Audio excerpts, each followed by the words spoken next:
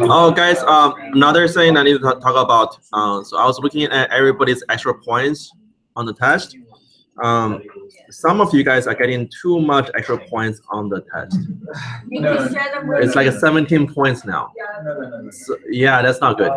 So what I would do for, if you're getting 17 points for this test, for next test, I would take points off your test. Okay.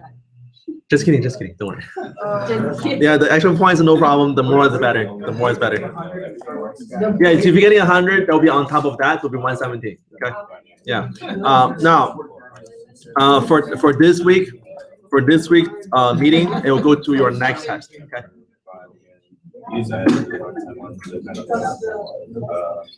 The perfectly and last state, perfectly elastic suppliers. And you got perfectly elastic is a line straight up. It's in the other book. So, yeah, but I think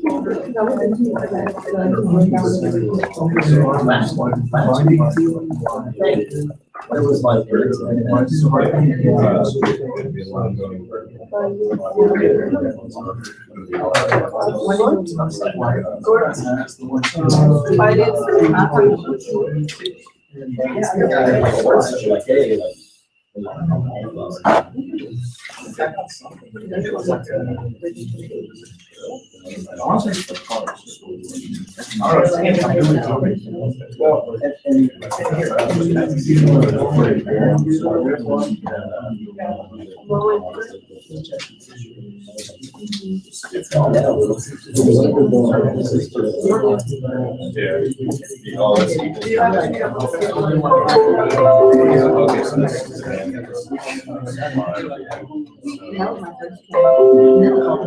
had the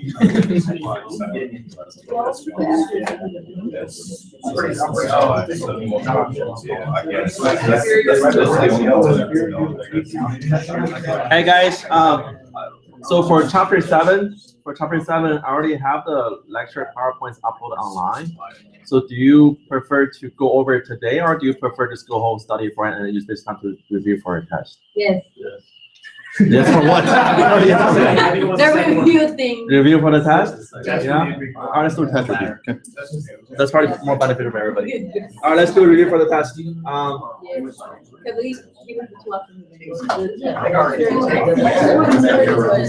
Okay, I have a question. Hold on. Let me. Can you have my answer? Okay. So, is there any questions you guys want me to answer? Yes. Okay. Can we go over like the 100-hour production and how long did it take, like one burrito or whatever? The burrito and then tacos, Arturo and Dina. Okay. All right. So luckily there's no Arturo and Dina. But there is a cafe. What you need to know is know how to find the opportunity cost and the comparative advantage. Okay. So let me give you an example. Let's suppose this. Let's suppose that we have a question that we have farm. Not color, not good color. You don't like green? No, it's very light. It's the color of money. Color of money. So we have two parties, farmer and a rancher. And then we have tomatoes and pork. Okay, so let's suppose farmer can produce let's say in one day, farmer can produce 4 tomato, and then let's do a little more than 4. So 12 tomato and 4 pork, and a rancher can do 6 tomato and 6 pork. So when you see a question like this, I'll be asking for what is the opportunity cost of each good. Now, when you hear this thing opportunity cost, the first thing on mind is that you're gonna do the 4 prices. Remember the 4 prices in class? So I'm gonna do the price of pork for the farmer, the price of tomatoes for the farmer, the price of pork for the rancher, the price of tomatoes for the rancher. Now, when you do the 4 prices, whatever price you're looking for, the max number goes on the bottom of the fraction. Okay, so let's do the farmer first. So the farmer for pork, so looking for pork over here, so the max number of pork goes on the bottom. So for farmer, you can do 4 pork, so 4 goes on the bottom, and then 12 goes on top. And then simplify this will be 12 over 4, this will be what, 3 tomatoes. And then same thing for tomatoes for farmer, tomato on the bottom now, so 12 on the bottom, 4 on top, this is 1 over 3 pork. Okay, and then same thing over here, this will be 6 over 6, so 1 tomato. And then tomatoes is again 6 over 6, this will be 1 pork. Everybody got it? Yeah, so the 4 prices. Now, once you know the 4 prices, and then I might ask you, who has a comparative advantage in the production for pork? Now, when you hear comparative advantage, you ask yourself, whichever party has a lower opportunity cost. That's your comparative advantage. So looking for pork, farmer will cost you 3 tomato, rancher costs you 1 tomato. This is lower, then this is your comparative advantage. Make sense? So compare the 2 parties, whoever have a lower cost, lower opportunity cost, that's a comparative advantage. And then for comparative advantage, it's always 1 party, 1 comparative advantage. So if your rancher is good in pork, it's automatically your farmer must be good in tomatoes. And that's the case, right? This is 1/3 over here, and this is 1 over here. Yes. Can the rancher, can he have an absolute advantage and a comparative advantage in both pork? Sure, that's fine. So for comparative advantage, has nothing to do with absolute advantage. For comparative advantage, is whoever have a lower opportunity cost. For absolute, is whoever can produce more of the good. So in this case here, farmer can do 12 tomato, then farmer has the absolute advantage in tomato, and then rancher can do 6 pork. That's more than farmers. So rancher has the absolute in the production for pork. Okay, so a comparative is who have a lower opportunity cost. The absolute is whoever produce more of the good. Make sense? All right. What else? What other question? Is it the same? Okay. Okay. All right. What else? Tax on chapter 6. Yeah. Okay. So, when you guys see a question with a tax, more than often you're going to see the question in the form of graph. So I'll give you a graph, and I ask you how would the tax affect this market. So what it looks like, you're going to have a regular supply demand curve, price and quantity. And then let's call this one $5. And this quantity is 10 units. Now, once you have a question on tax, that you're going to be very careful, because it depends on where the tax is imposed, your question is very different.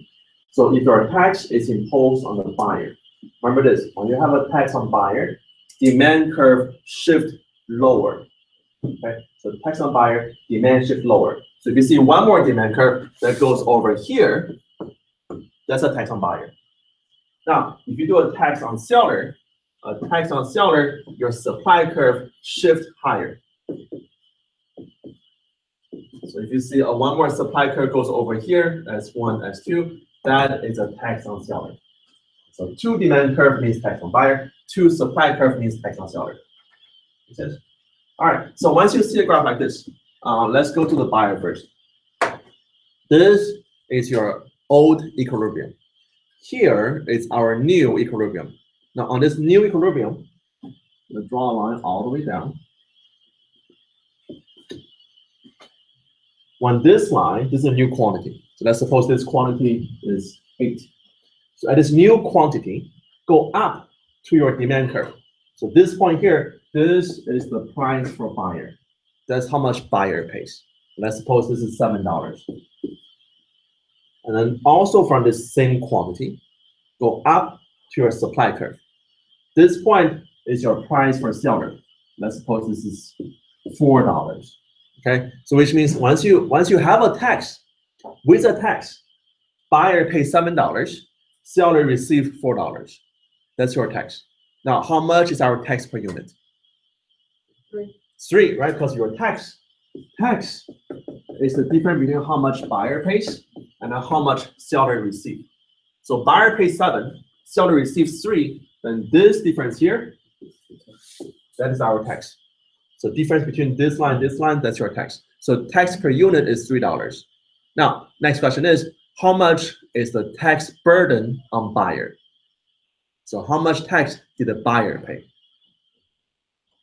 So our total tax is $3, but how much tax did the buyer pay?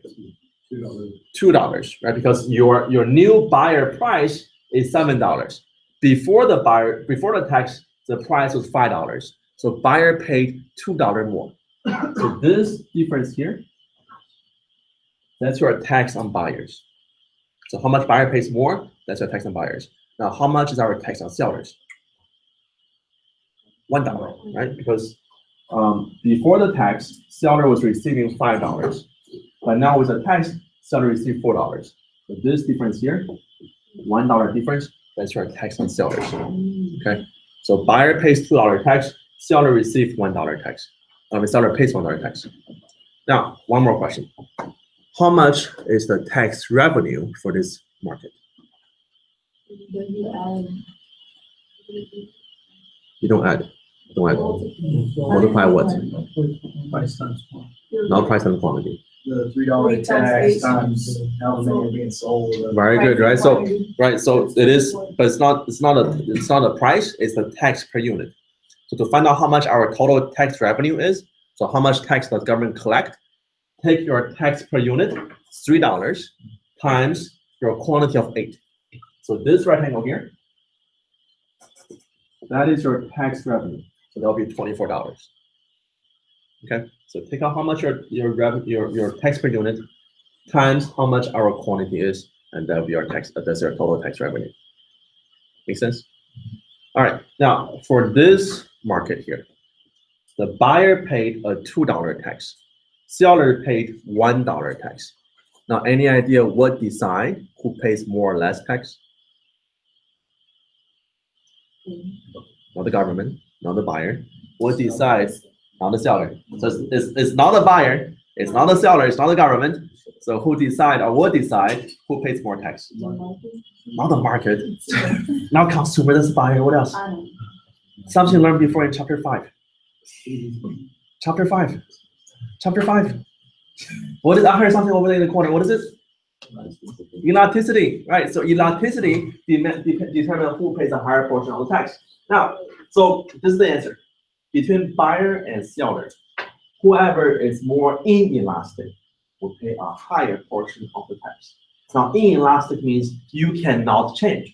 Doesn't matter what the price is, you buy the same amount. That's called inelastic. So if you cannot change, that means you're going to pay a higher price for this good, and you pay a bigger portion for the tax. So between buyer and sellers, whoever is more inelastic, whoever is not flexible, they have to buy this good anyway, and they will pay a bigger portion of the tax. Make sense? Might be a tax question. All right. Any other questions? Yes. On the floors and ceilings and stuff, there was a question on the quiz that you kind of tripped me up, like where the price was forced up, so the seller wanted to supply more, okay. but the consumers wanted to buy less, and they how do we know when to use the okay.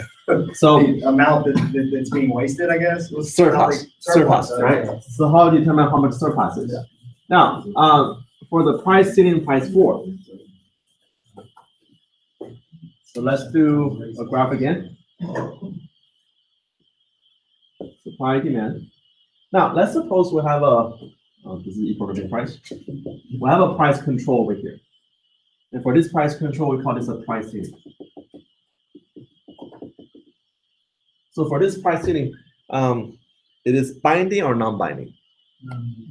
Non-binding, very good. Remember, if your price ceiling is above equilibrium price, then this is non-binding. If it's non-binding, what kind of effect would it have on the marketplace? Nothing, right? Nothing changes. So if this is a price ceiling non-binding, nothing changes. Now, however, if this is a price floor, it will become a binding price floor. Now, when it's a binding price floor, like you said, it will force the price to go higher. So the price wouldn't be at P anymore. The new price will be at the price floor. So how much our surplus is, look at the price floor. So it's all the line all the way across, right? So when it intersects with your supply curve, this point is our quantity supplied. That's how much our companies want to produce. And then when it intersecting with our demand curve, this point is our quantity demanded. That's how much consumers want to buy. So company supply this much, consumer buys this much, then this difference here is our surplus. Make sense?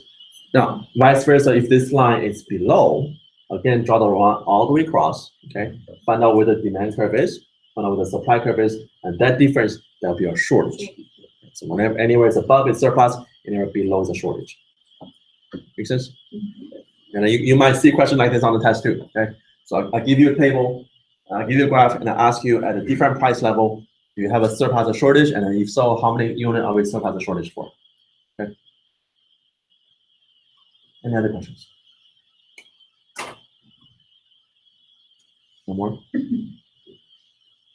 Let me give you 10 more minutes.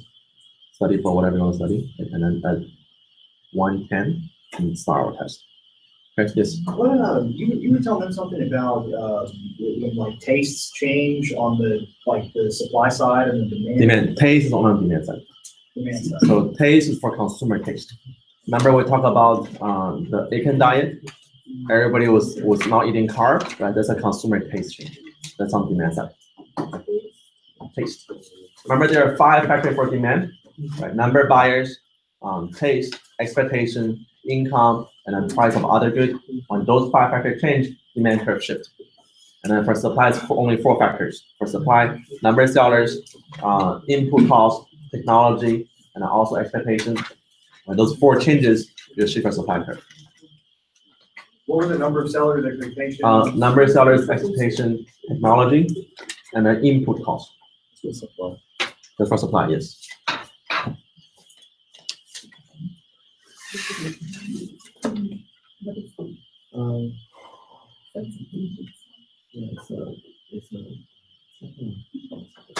The rice cake, maybe with jalapeno. What jalapeno? That's why I said that was the color combo. I mean, it's spicy. Go ahead, try it. It's a jalapeno rice cake. So it's really hot? It's very spicy. Do you have water next to you? No. Oh man. So there's the water from the outside. So once you taste it, I'm taking the test today. I think I'll pass. You already talked. You cannot. Yeah, you can pass it.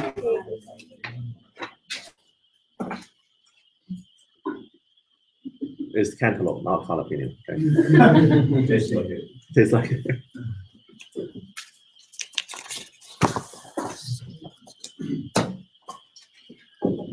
Guys, 10 more minutes, now we'll start our test.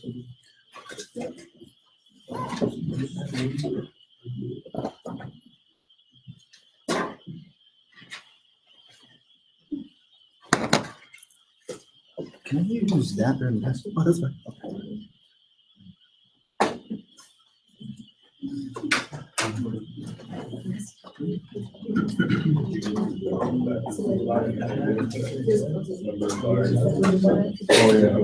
Let's see.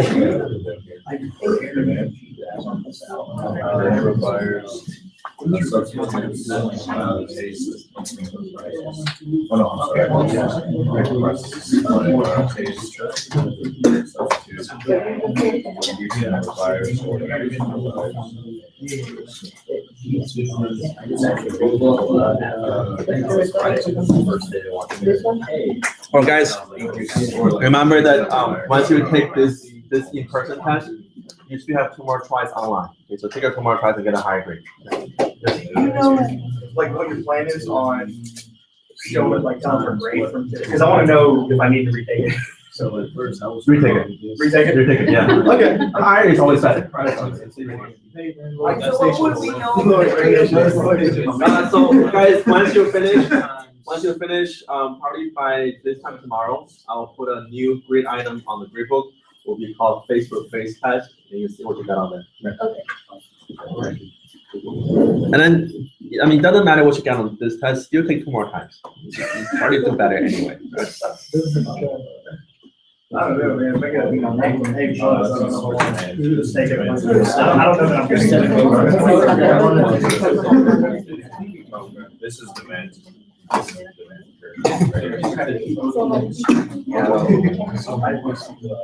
No expectation. It's just demand. Yeah.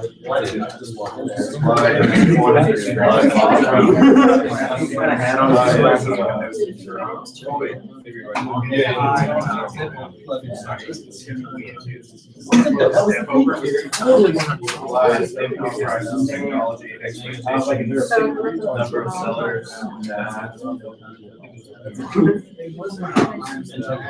Yeah.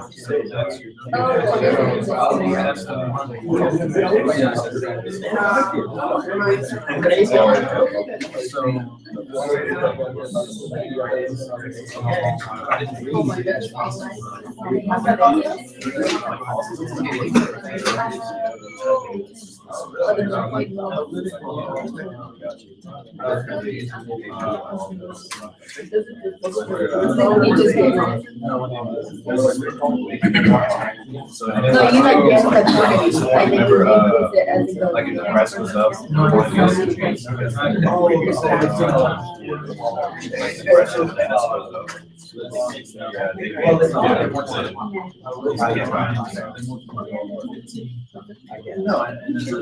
they say like a certain time, like a price per annum goes up, and then you can write it. Now what is substitute? Oh shoot. If one price, if one goods price, like you have 2 goods, one of the goods prices go up. If the circle is the same, or if the light has a square maybe had in there. When the household would sell. Yeah. The household. Like a 30-car household. Maybe.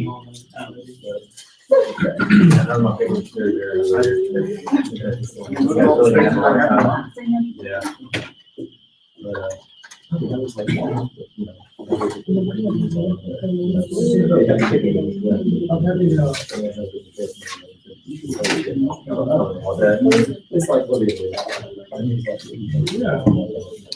There's a nearby vending machine besides Oh, yeah. Wait, what do you need to buy?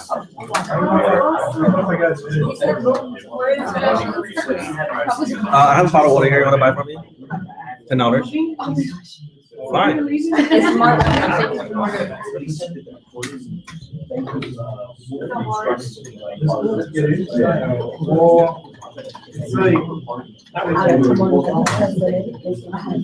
It's like more like. Whenever I do it.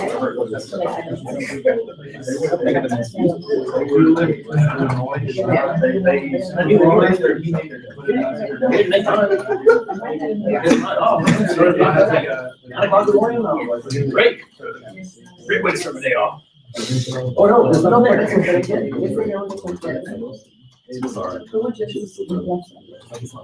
Those guys are. There's the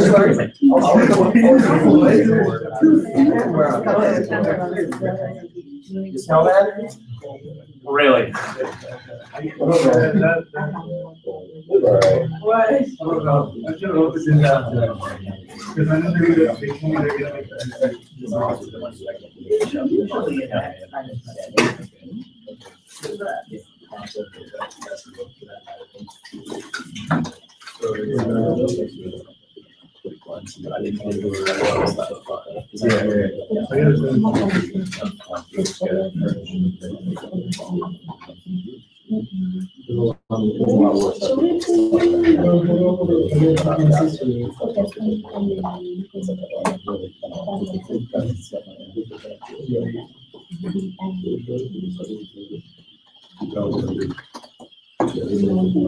Guys, 5 more minutes. Hurry up.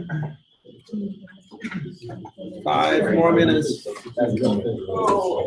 Yeah, exactly. And then guys, remember, lower your expectation. Very low. Yeah, very, very low. Very low. Like 30, very. I'll go for the 12. Are we only allowed to use calculators that are not on our phone? Oh, no, I will Yeah. say Yeah, okay.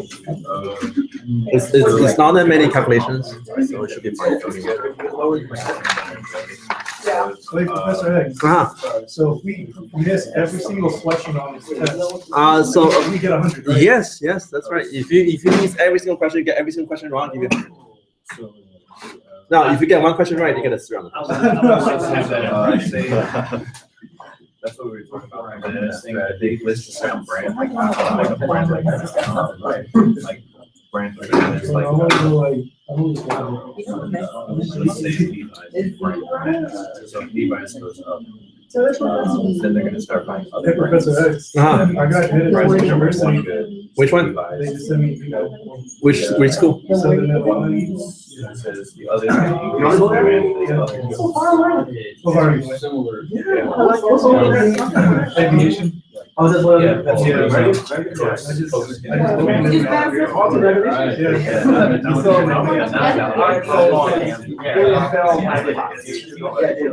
Yeah. I just I already said my transcript. Okay, that's fine. I'm upset. They're gonna stop buying Levi's, they're gonna stop buying Southern other Illinois. stores.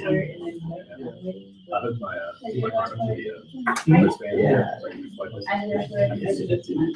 Oh, okay, that's my, well, I'm still debating. Aviation, either I go aviation and aviation.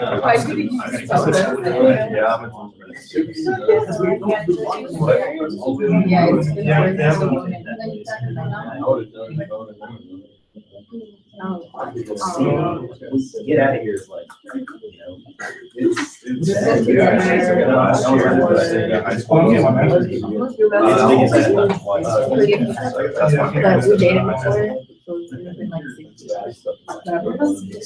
I just got an A or B, so I can. No, that's why I said, well, when it's. No, that's like crazy. No, like,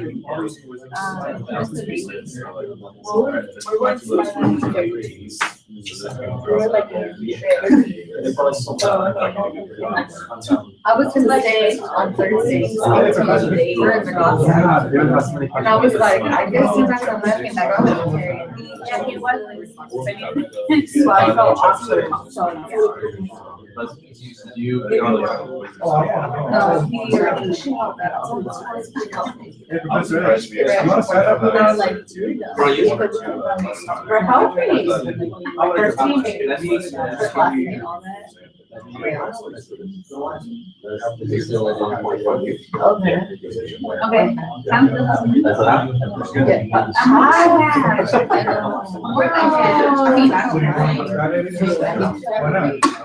It's gonna be awesome.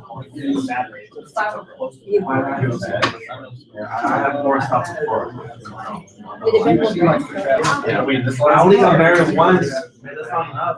Look forward to Hey, it. but you have a girlfriend, well, probably a girlfriend. Yeah, I need to get married. Okay.